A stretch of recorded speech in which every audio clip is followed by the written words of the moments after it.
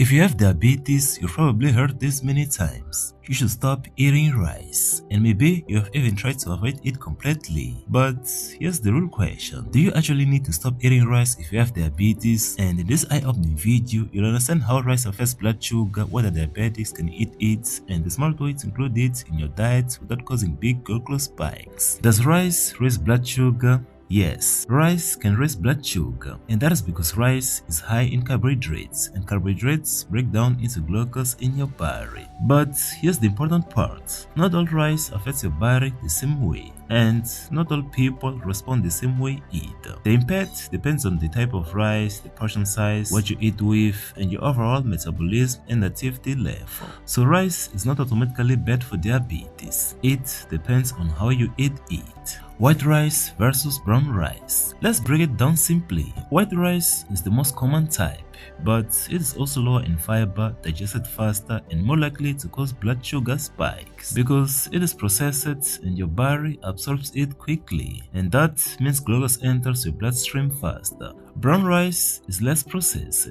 It contains more fiber, more nutrients, and slower digestion, and because of this, it usually causes slower rise in blood sugar compared to white rice. However, it still contains carbohydrates, so portion control is still important. The biggest mistake people make with rice. One of the biggest mistakes diabetics make is eating rice alone. For example, just rice plus sauce or rice is a large portion of the meal. This causes faster blood sugar spikes because there is nothing to slow digestion. So the real problem is not rice itself, it is how it is combined. When rice is eaten alone or in large portions, it can quickly raise blood sugar. How to eat rice safely with diabetes? Here are simple and practical ways to eat rice more safely. 1. Control portion size. Instead of a large plate of rice, keep it moderate. Smaller portions, smaller blood sugar spikes. 2.